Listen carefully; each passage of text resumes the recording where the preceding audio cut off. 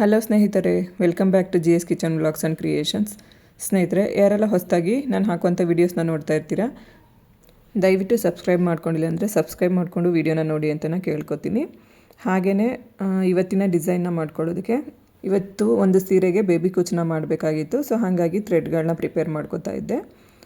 ಅದನ್ನು ಕೂಡ ತೋರಿಸೋಣ ಅಂತ ಹೇಳಿ ಇಲ್ಲಿ ನಾನು ಕಾಲಿಗೆ ಸುತ್ತಕೊಂಡು ಥ್ರೆಡ್ನ ರೆಡಿ ಮಾಡ್ಕೋತಾ ಇದ್ದೀನಿ.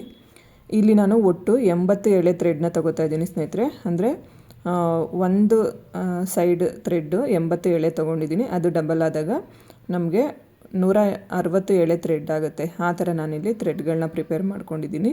ಇಲ್ಲಿ ಇನ್ನೂ ಒಂದು ನೀಡಲ್ಗೆ ನಾನು ಈ ಥರ ಗೋಲ್ಡ್ ಕಲರ್ ಥ್ರೆಡ್ನ ತೊಗೊಂಡಿದ್ದೀನಿ. ಒಂದು ಸೈಡು 10 ಎಳೆ ಥ್ರೆಡ್ನ ತೊಗೊಂಡಿದ್ದೀನಿ. ಅದು ಡಬಲ್ ಆದಾಗ 20 ಎಳೆ ಥ್ರೆಡ್ ಆಗುತ್ತೆ. ಆ ಥರ ಇಲ್ಲಿ ನಾನು ಥ್ರೆಡ್ನ ತೊಗೊಂಡಿದ್ದೀನಿ. ಸ್ಯಾರಿ ಫುಲ್ಲು ಒಂದೇ ಕಲರಲ್ಲಿದೆ ಸ್ನೇಹಿತರೆ, ಪರ್ಪಲ್ ಕಲರಲ್ಲಿದೆ. ಹಂಗಾಗಿ ನಾನೇನು ಮಾಡಿದ್ದೀನಿ ಅಂತ ಅಂದರೆ, ಬರೀ ಒಂದೇ ಕಲರಲ್ಲಿ ಕುಚ್ಚು ಹಾಕಿದ್ರೆ ಚೆನ್ನಾಗಿರೋದಿಲ್ಲ ಅಂತ ಹೇಳಿ ಸ್ವಲ್ಪ ಡಿಫ್ರೆಂಟಾಗಿ ಕುಚ್ಚನ್ನು ಟ್ರೈ ಮಾಡಿದ್ದೀನಿ. ತೋರಿಸ್ಕೊಡ್ತೀನಿ ಯಾವ ರೀತಿ ಹಾಕೋದು ಅಂತ. ಇದು ಒಂಥರ ಹಿಂದಿನ ಕಾಲದ ರೇಷ್ಮೆ ಸೀರೆಗಳು ಬರ್ತಾಯಿತ್ತಲ್ಲ ಸ್ನೇಹಿತರೆ, ಆ ಥರ ಒಂದು ಸೀರೆ. ತುಂಬ ಅಂದರೆ ತುಂಬಾ ಗಟ್ಟಿ ಇದೆ. ಆ್ಯಕ್ಚುಲಿ ನನಗೆ ಕ್ರೋಶಾ ನೀಡಲ್ಲಿಂದ ಹೋಲ್ ಮಾಡಿಕೊಂಡ್ರೂ ಕೈಯೆಲ್ಲ ಪೇಯ್ನ್ ಆಗ್ತಾಯಿದೆ. ಅಷ್ಟು ಗಟ್ಟಿ ಇದೆ ಸೀರೆ ಮಾತ್ರ. ಅಂದರೆ ಅವಾಗೆಲ್ಲ ಫಸ್ಟ್ ಸ್ಟಾರ್ಟಿಂಗ್ ಬರೋ ಸೀರೆಗಳೇ ಅಷ್ಟು ಕ್ವಾಲಿಟಿ ಅಂತ ಅನಿಸುತ್ತೆ ಮೋಸ್ಟ್ಲಿ. ಇವಾಗ ಬರೋ ಸೀರೆಗಳು ಇಷ್ಟೊಂದು ಗಟ್ಟಿ ಇರೋದಿಲ್ಲ. ಇದು ಹಳೆ ಸೀರೆಗೇ ಅವರು ಕುಚ್ಚನ್ನು ಕಟ್ಟಿಸ್ಕೊತಾ ಇರೋದು. ಈ ಥರ ಹೋಲ್ನ ಮಾಡಿಕೊಂಡು ಸ್ವಲ್ಪ ಅಗಲವಾಗೇ ಹೋಲ್ ಮಾಡ್ಕೋಬೇಕು. ಹೋಲ್ ಮಾಡ್ಕೊಂಬಿಟ್ಟು, ಅಂದರೆ ಆ ಸೀರೆ ಯಾವ ಥರ ಇರುತ್ತೆ ಅಲ್ವಾ, ಅದ್ರ ಮೇಲೆ ಡಿಪೆಂಡ್ ಆಗುತ್ತೆ. ನೋಡಿ, ಈ ರೀತಿ ಥ್ರೆಡ್ನ ತೊಗೊಂಬರ್ತೀನಿ. ಕುಚ್ಚು ಲೆಂತು ನಿಮ್ಗೆ ಎಷ್ಟು ಬೇಕೋ ಅಷ್ಟು ಮಾಡ್ಕೋಬೇಕಾಗುತ್ತೆ ಸ್ನೇಹಿತರೆ. ತುಂಡ ಬೇಕು ಅಂದರೆ ತುಂಡ ಮಾಡ್ಕೊಳ್ಳಿ, ಅಥವಾ ಇನ್ನು ಸ್ವಲ್ಪ ಉದ್ದ ಬೇಕು ಅಂದರೆ ಉದ್ದ ಮಾಡ್ಕೊಳ್ಳಿ. ನಾನಿಲ್ಲಿ ಸ್ವಲ್ಪ ಅವರು ಚಿಕ್ಕದಾಗೇ ಕುಚ್ಚುಗಳು ಬೇಕು ಅಂತ ಹೇಳಿದ್ರಿಂದ ಚಿಕ್ಕದಾಗೇ ಮಾಡ್ಕೊಂಡಿದ್ದೀನಿ. ನೋಡಿ, ಈ ಥರ ಫಸ್ಟು ನಾವು ಥ್ರೆಡ್ನ ತಂದು ಕುಚ್ಚಿಗೆ ಎಷ್ಟು ಬೇಕೋ ಅಷ್ಟನ್ನು ನೋಡಿಕೊಂಡು ಇಟ್ಕೋಬೇಕು. ಅದಾದಮೇಲೆ ನಾವೇನು ಇನ್ನೊಂದು ನೀಡಲ್ಗೆ ಗೋಲ್ಡ್ ಕಲರ್ ಥ್ರೆಡ್ ಹಾಕಿ ಇಟ್ಕೊಂಡಿರ್ತೀವಲ್ಲ, ಸೊ ಅದನ್ನು ನೋಡಿ ಈ ರೀತಿ ನೀಡಲ್ನ ಚುಚ್ಚಿ ಥ್ರೆಡ್ನ ತಗೋಬೇಕು. ಇದಕ್ಕೇನು ಹೋಲ್ ಮಾಡ್ಕೊಳ್ಳೋ ಅವಶ್ಯಕತೆ ಇರೋದಿಲ್ಲ. ಸ್ವಲ್ಪ ಥ್ರೆಡ್ ಇರೋದ್ರಿಂದ ಚೆನ್ನಾಗಿ ಬೇಗನೆ ಬಂದುಬಿಡುತ್ತೆ.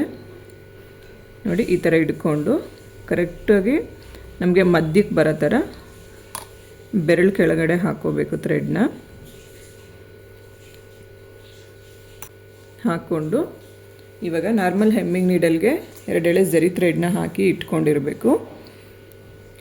ಇದರಿಂದ ನಾವು ಕುಚ್ಚನ್ನು ಗಂಟು ಹಾಕ್ಕೋಬೇಕಾಗತ್ತೆ.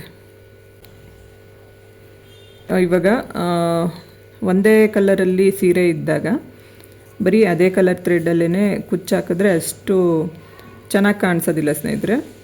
ಸೊ ಈ ಥರ ಒಂದು ಸ್ವಲ್ಪ ಡಿಫ್ರೆಂಟಾಗಿ ಚೇಂಜ್ ಮಾಡ್ಕೊಂಡು ಹಾಕೊಳ್ಳೋದ್ರಿಂದ ಕುಚ್ಚುಗಳು ನೋಡೋದಕ್ಕೆ ತುಂಬಾ ಚೆನ್ನಾಗಿ ಕಾಣಿಸ್ತಾ ಇರುತ್ತೆ.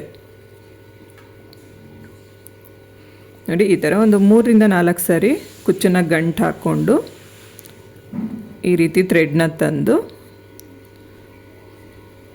ಎಷ್ಟು ಲೆಂತಲ್ಲಿ ಕಟ್ ಮಾಡ್ಕೊಂಡಿರ್ತೀವಲ್ಲ ಸೇಮ್ ಲೆಂತ್ಗೆ ನೋಡಿ ಈ ಥರ ಕುಚ್ಚನ್ನು ಕಟ್ ಮಾಡ್ಕೋಬೇಕು.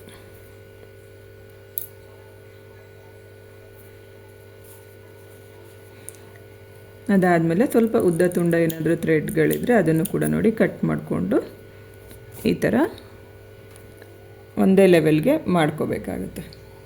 ಒಂದು ಕುಚ್ಚು ಹಾಕಿದ್ದಾದಮೇಲೆ ನೆಕ್ಸ್ಟ್ ಕುಚ್ಚಿಗೆ ಹೋಗೋದಕ್ಕೂ ಮುಂಚೆ ನೋಡಿ ಈ ಥರ ಗೋಲ್ಡ್ ಥ್ರೆಡ್ನ ಒಂದು ಗಂಟು ಹಾಕಿ ಇಟ್ಕೊಂಡಿರಬೇಕು. ನೆಕ್ಸ್ಟ್ ಇನ್ನೊಂದು ಕುಚ್ಚನ್ನು ಹಾಕೋತೀನಿ. ನೋಡಿ, ಸೇಮ್ ಇವಾಗ ಒಂದು ಕುಚ್ಚಿಂದ ಒಂದು ಕುಚ್ಚಿಗೆ ನಾನು ಯಾವ ರೀತಿ ಮೆಷರ್ಮೆಂಟ್ ಮಾಡ್ಕೋತೀನಿ ಅಂತಂದರೆ, ನಂದು ಹೆಬ್ಬೆಟ್ಟಿನ ಬೆಳ್ಳನೆ ತಗೋತೀನಿ ಸ್ನೇಹಿತರೆ. ನನಗಿದು ಕರೆಕ್ಟ್ ಮೆಷರ್ಮೆಂಟು ನೀಟಾಗಿ ಗೊತ್ತಾಗುತ್ತೆ. ನಿಮಗೇನಾದರೂ ಆ ಥರ ಗೊತ್ತಾಗಿಲ್ಲ ಅಂತಂದರೆ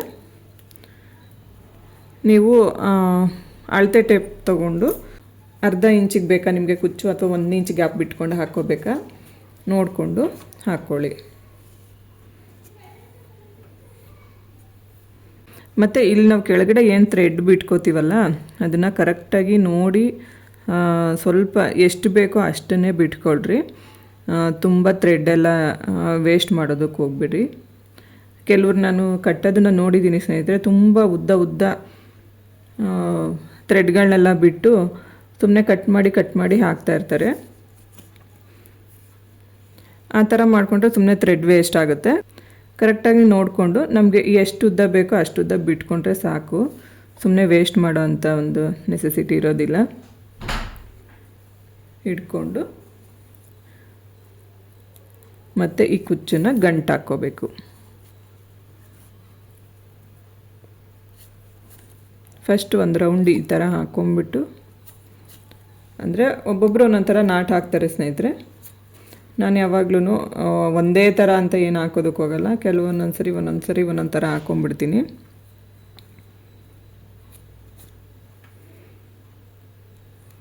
ನೋಡಿ, ಒಂದೆರಡು ಸರಿ ಕುಚ್ಚನ್ನು ಗಂಟು ಹಾಕ್ಕೊಂಬಿಟ್ಟು ಅದಾದಮೇಲೆ ನಾನು ಈ ಥರ ಥ್ರೆಡ್ ಶಾರ್ಟೇಜ್ ಇದ್ದಾಗ ಏನು ಮಾಡ್ತೀನಿ, ಇಲ್ಲಿ ಮುಂದೆಗಡೆಯಿಂದ ಹಾಕೋ ಬದಲು ನೋಡಿ ಈ ಥರ ಹಿಂದೆಗಡೆಯಿಂದನೇ ಥ್ರೆಡ್ನ ಎಳ್ಕೊಂಬಿಡ್ತೀನಿ. ಎಳ್ಕೊಂಡು ಇಲ್ಲಿ ನೀಡಲ್ಲಿರುತ್ತೆ ಅಲ್ವಾ, ಇದನ್ನೇ ಒಂದು ಸ್ವಲ್ಪ ಈ ಥರ ಓಪನ್ ಮಾಡಿಕೊಂಡು ಹಿಂಗೆ ಕಟ್ ಮಾಡಿಕೊಂಡು ನೀಡೆಲ್ಲ ಆಚೆ ತಗೋತೀನಿ. ಅಂದರೆ ಥ್ರೆಡ್ ಕಮ್ಮಿ ಇದ್ದಾಗ ಈ ಥರ ಅಡ್ಜಸ್ಟ್ ಮಾಡ್ಕೋಬೇಕು.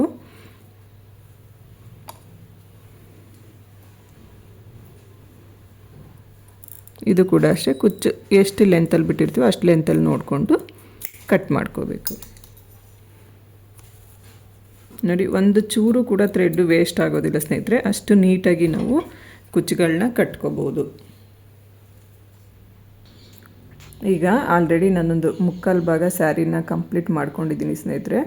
ನೋಡಿ, ನೋಡೋದಕ್ಕೆ ಈ ರೀತಿ ಕಾಣಿಸ್ತಾ ಇರುತ್ತೆ ಡಿಸೈನು. ನೋಡೋದಕ್ಕೆ ತುಂಬ ಅಂದರೆ ತುಂಬಾ ಚೆನ್ನಾಗಿ ಕಾಣಿಸ್ತಾ ಇರುತ್ತೆ ಸ್ನೇಹಿತರೆ. ಇಲ್ಲಿಗೆ ಈ ವಿಡಿಯೋನ ಮುಗಿಸ್ತಾ ಇದ್ದೀನಿ. ವಿಡಿಯೋ ಇಷ್ಟ ಆದರೆ ಲೈಕ್ ಮಾಡಿ, ಶೇರ್ ಮಾಡಿ, ಕಮೆಂಟ್ ಮಾಡಿ, ಹಾಗೆ ನನ್ನ ಚಾನಲ್ನ ಸಬ್ಸ್ಕ್ರೈಬ್ ಮಾಡ್ಕೊಳ್ಳಿ. ನನಗೆ ಯಾವಾಗಲೂ ಹೀಗೇ ಸಪೋರ್ಟ್ ಮಾಡ್ತಾಯಿರಿ ಅಂತ ಕೇಳ್ಕೊತೀನಿ. ಸರ್ವೇ ಜನ ಸುಖಿನೋ ಭವಂತು. Thanks for watching.